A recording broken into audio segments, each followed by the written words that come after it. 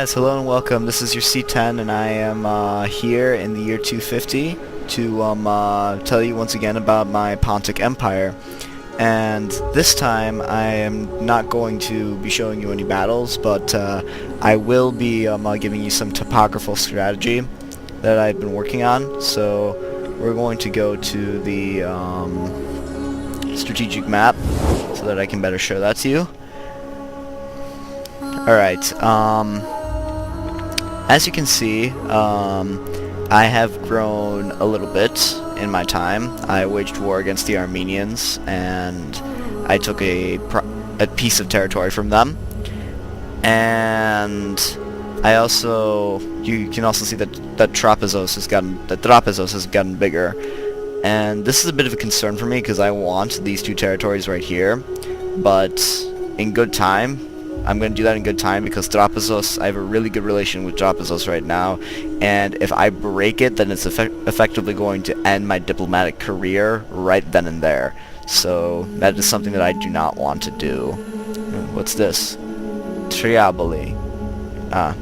I'll figure that out later. Anyway, I have myself a plan, and I want to see it through. So, where should I begin? Well, as you can see, this is the political map. There's Greek rebels down. There's media down here. Seleucids. Yes, Seleucids. The Seleucids are, like, kind of on my nerves right now, because Sardis right here is their satrap. And Sardis conquered Galatia, along with Bithynia's help, and since Sardis is their satrap, and because I'm not strong enough to take on, Seleucid and Sardis at the same time, I can't expand anymore in Asia. But because I gave all that gold over to Galatia earlier, I severely weakened my relations with Bithynia, which is my ally. However, I'm going to exit strategy mode so that you can see this better. Give me a minute. Let's see. Wait a second. I moved all my armies from the east because I plan on attacking Bithynia.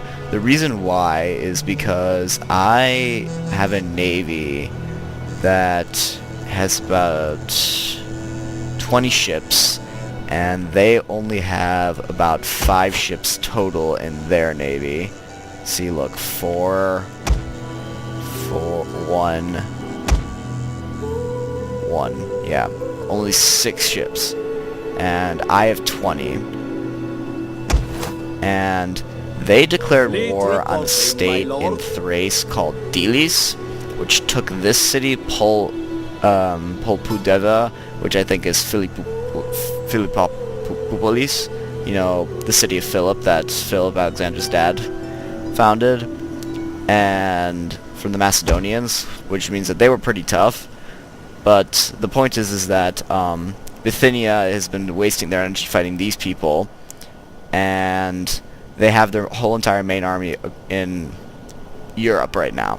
So I'm thinking that if I attack them with my war-hardened troops, which defeated the Armenians and the Colchians, then I will easily overrun their territory that they left exposed here in in the form of the cities of Pessinus and Nicomedia.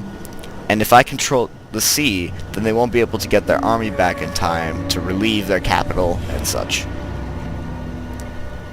Which, to me, sounds like a very brilliant plan. So we're going to go back to the strategic map so that I can show you a bit how my economy is going. But that's one of my battle plans concerning expansion here. But once I'm done with Bithynia, I'm planning to take all of Thrace. So, Adricians. So I'm planning on taking out the Adricians, Delis, and these Tribali people. After that, I plan on taking the war to the Chimerans, and taking this side of the Bosphorus, and possibly going to war with Royal Scythia. In fact, you know what? I probably will do that. Why don't I own the entire Pontic Sea? Yeah, I like the sound of that. Pontus owning the Pontic Sea. Okay, let's go to the other charts. Yes, I'm currently not at war with anybody, but I have 2 allies. I'm about to betray one of them, but that's not the point. And let's see. In terms of public order, I've assimilated Cappadocia. They're kind of the Cappadocians kind of accept me as their ruler now, but the Armenians, I just crushed a revolt over there, so they're kind of not too happy with me right now. But I think that everything should be fine, given time, of course. And then wealth. Yeah, I can see how wealth could be suffering. I mean, yeah, Sinope is a much better city than Amasya. Like, I wish I could change capitals in this game. If anybody knows how, then please tell me, because I would really want to change my capital back to Sinope right here, because it's a much richer city than Amasya is, and in fact, more wealth probably exists in Bithynia and in Trapesos than it does in over there. But yeah, all of Asia, all of Asia, all of Greece, the entire Black Sea, those are my ambitions, and I hope to achieve them all.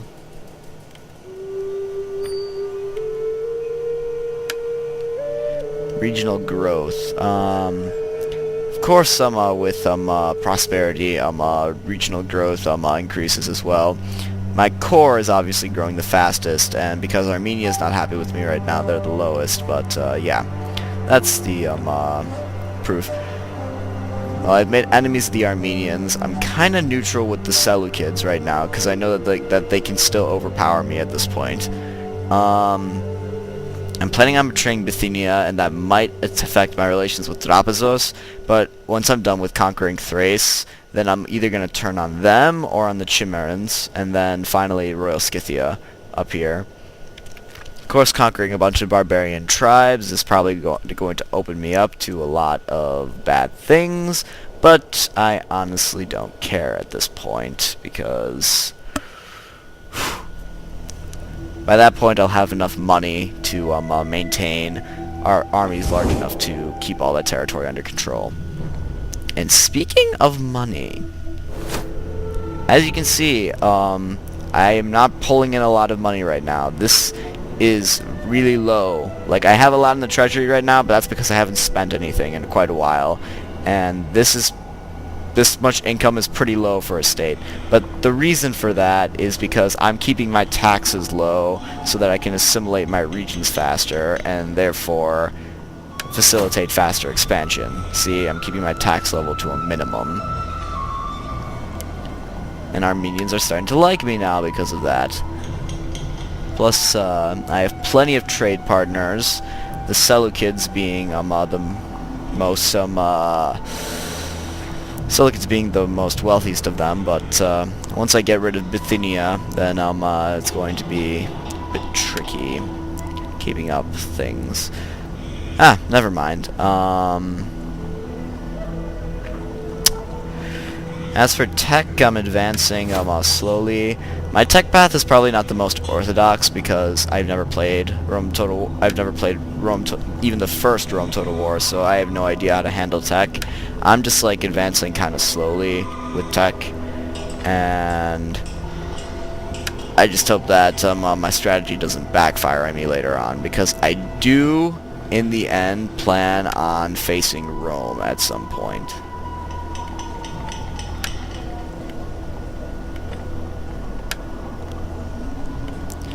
So, and if my tech level is behind, then that could potentially be a problem. I have plenty of food. What else can I show you guys? Gravitas is the accumulated popularity and standing of a character in the Roman world. It gradually increases or decreases over time. Alright, never mind. You can shut up now. Alright. My Imperium is still not very high. this is a bit disappointing. I have some generals. The Mithridates dynasty is still somewhat in control. Well, mostly in control. Let's see. Stats. Well.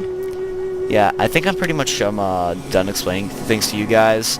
Like I said earlier, I'm planning on taking on Bithynia because they are weak right now, and they're going to, and the position, it works out completely to my favor. So that's why I'm going to attack them. Once I cut the Bosphorus and once I control it, then trade should increase rapidly, as well as the money, because as in my many Byzantine games that I've learned, if you control the Bosphorus and the Hellespont, then that means that you basically control everything that passes between Europe, Asia, and between Europe and Asia, and between Africa and the Black Sea. Well, I'll be seeing you guys in the future, and I think I'm going to take a break from this game. I think I'm going to return to E3 and Civ for a bit. Probably going to go first to India and Civ, start a new Let's Play there. I know that my Chin Let's Play failed miserably, but you know, can't really account for that. But I'm confident that the next Let's Play is going to be amazing. I'm thinking about doing about 3 videos per game for my schedules from now on, so to keep things dynamic and interesting. And I'll try and upload at least 1 video per week. So I'll see you guys, and this is your C10 signing off. Bye.